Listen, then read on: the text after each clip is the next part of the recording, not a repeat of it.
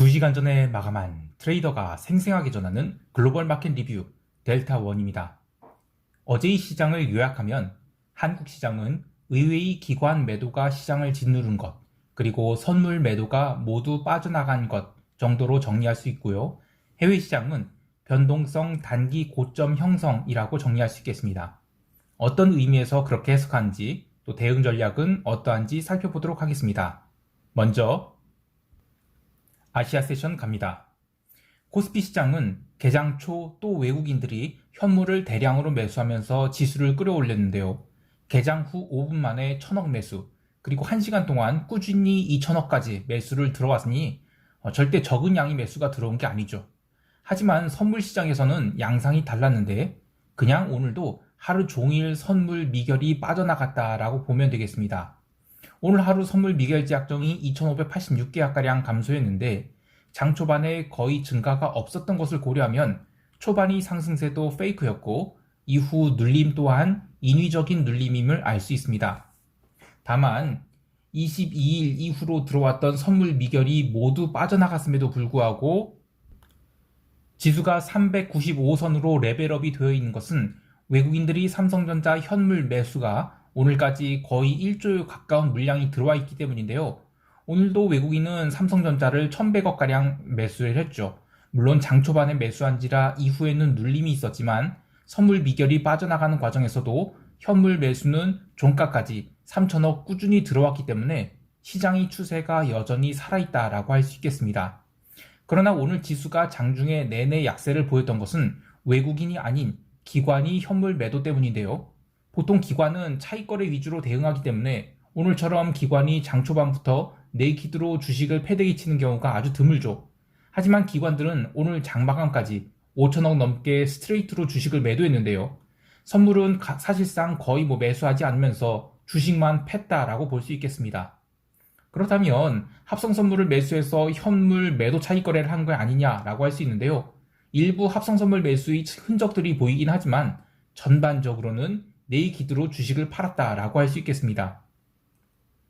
기관들이 네이키드 주식 매도가 나오는 경우는 어쨌든 돈이 없을 때 비중 축소를 하는 목적이 큰데 해외 시장이 어중간하게 강보합 정도로 마감했을 때 매도가 잘 나옵니다. 오늘이 딱 그런 상황이었는데 장 초반에 의외로 강하게 당겨서 선물이 399포인트를 넘기기도 했는데 그럴 때는 감사합니다 라고 하고 콜옵션을 정리하는 게 좋죠. 어제까지만 해도 상승을 외쳤던 델타원이 왜 이런 급등에 콜옵션을 정리하자라고 했는가 하면 어제 오후장에 횡보하면서 옵션 변동성이 쭈그러들었기 때문에 장 초반 위든 아래든 방향성을 빠르게 준다면 잠깐 동안은 변동성을 살리는 모습이 나올 수 있기 때문입니다. 혹시 제가 이제 시황을 이렇게 녹화하는 게 이거 영상 장 다 마감되고 나니까 이런 식으로 얘기하는 거 아니냐? 장 마감 때 하루 종일 보니까 그때 콜옵션이 막 뛰었으니까 그때 콜옵션을 팔았다라고 하는 거 아니냐라고 할 수 있는데 멤버십 회원분들은 제가 실시간으로 이런 구간에서 콜옵션을 매도한다라는 것을 다 텍스트로 쳐놨거든요. 그래서 그런 의심은 좀 안 하셔도 되겠습니다. 당분간 상방 포지션은 장중 품매도로만 대응할 계획인데 가장 큰 이유는 선물 미결이 다 빠져나가 버렸기 때문에 상승 모멘텀이 사라졌다는 것, 그리고 두 번째는 해외 시장이 연속된 휴장으로 세타 효과가 커지는 구간에 들어오기 때문에 큰 돈이 안 된다 하더라도 장중에 품매도로만 대응할 계획입니다.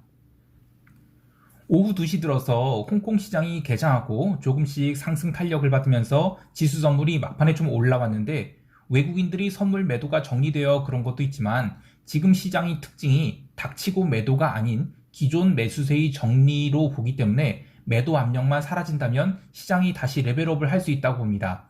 근데 그렇게 되려면 어쨌든 다시 수급이 개선되어야 하는데 이제 잔존일도 16일밖에 안 남았고 또 무엇보다도 미국 시장이 크게 움직이지 않는 상황에서는 오버나잇 갭 리스크가 상대적으로 적기 때문에 옵션 프리미엄이 하루하루 좀 지날 때마다 크게 빠질 수 있습니다. 그래서 이제부터는 급등이 아니라 눌림 한번 나오고 점진적 레벨업 이런 식으로 혹은 지그재그로 상승하는 패턴이 나오지 않을까 합니다. 그러나 만약에 392선을 다시 깨고 내려간다면 EM 바스켓 매도가 재개되는 것으로 봐야 되는데 그러면 풋 매도도 모두 철수해야 될 것 같은데 그럴 가능성은 낮아 보입니다. 자, 좀 더 자세한 대응 전략은 총평 때 이야기하기로 하고 이제 유럽 세션 갈게요.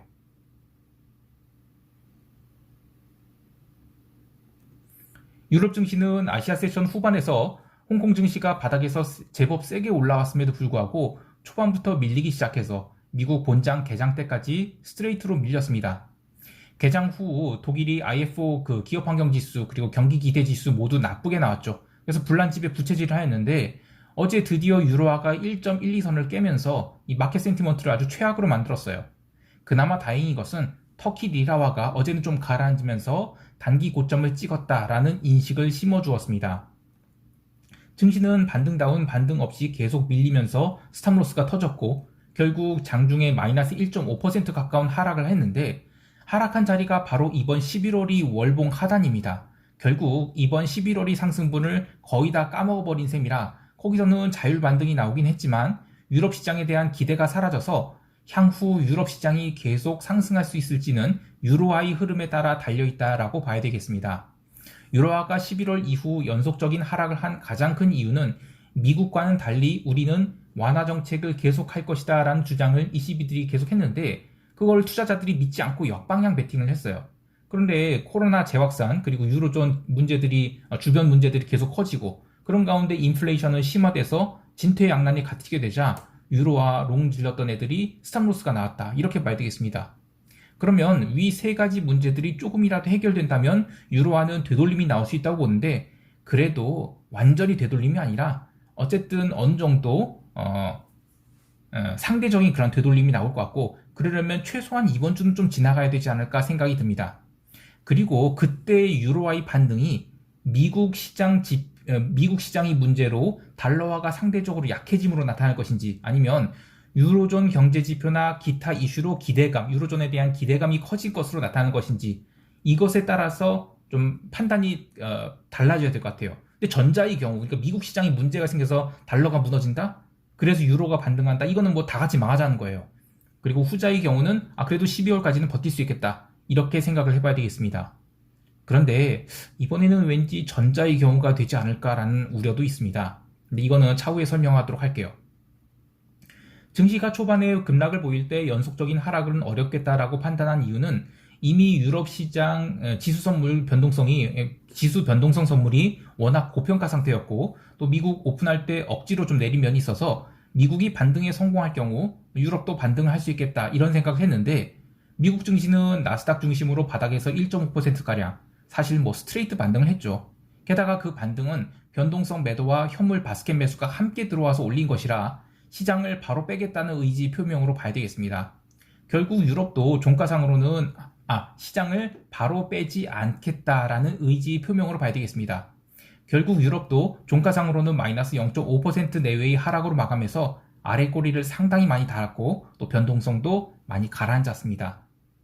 상품 시장에서는 구리 가격이 점진적인 상승을 지속해서 또 전일 대비 1%까지 올라왔고 또 기름 시장은 원유 재고가 증가했음에도 불구하고 급등이나 급락이 나오지 않은 채 78달러 선에서 하루 종일 껌붙이는 장세를 보였습니다. 전일이 그 SPR 이슈가 시장에서 약발을 받지 못하고 반대로 상승했다면 오늘은 원유 재고 증가 이슈에도 시장에서 마찬가지로 약발을 받지 못했기 때문에 기름 시장은 의외의 강세가 진행 중이라고 봅니다.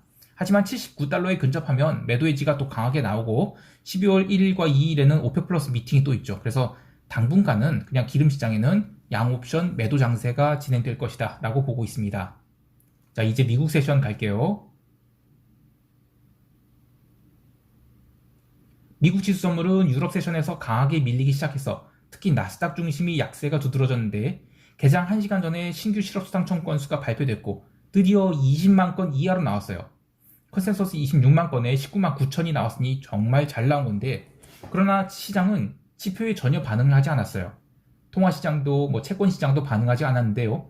본장 개장하고 나스닥에 한번 언더슈팅이 나오고 나서 시장이 더 이상 밀리지 않으면서 저가 매수가 들어오자 채권시장도 장기물 중심으로 반등이 나오고 또 나스닥도 조심스럽게 반등이 나오면서 지수는 꾸준히 상승했습니다.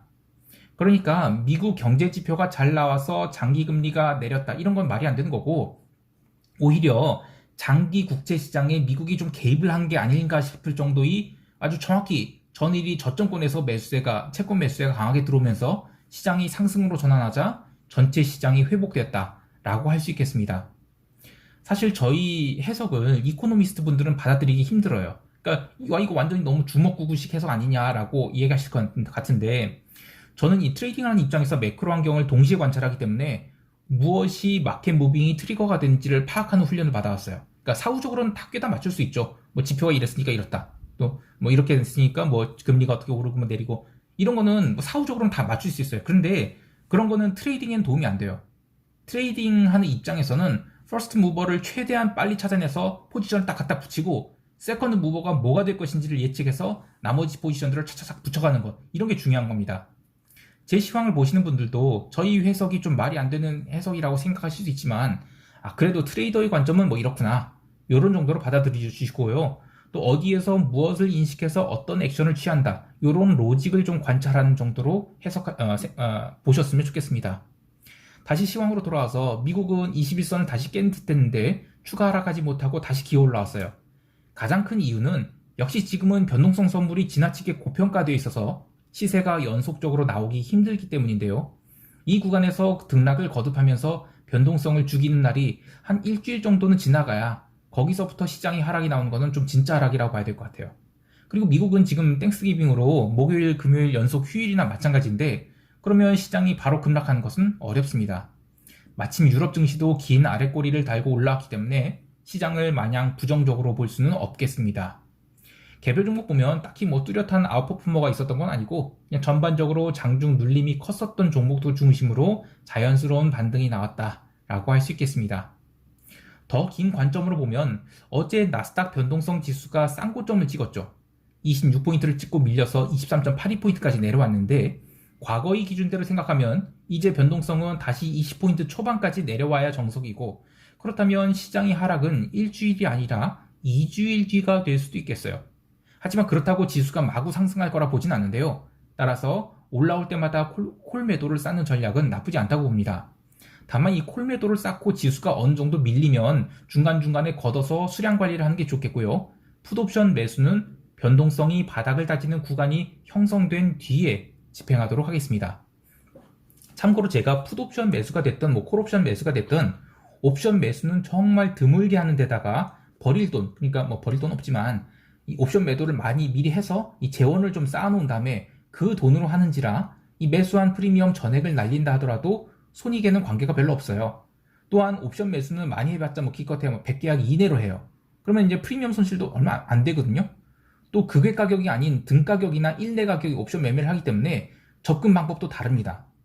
이 옵션 매수와 옵션 매도는 아예 다른 분야이고, 또 선물이나 주식과 같은 델타 원 상품과도 다른 분야죠. 그래서 옵션 매수를 제가 이렇게 얘기한다고 해도 가볍게 여기지는 않으셨으면 좋겠어요. 아니, 웬만하면 저는 옵션 매수는 안 하셨으면 좋겠고, 옵션 매도를 충분히 배운 다음에 접근하시는 게 좋겠습니다. 자, 이제 시장 총평하면서 대응 전략 이야기할게요.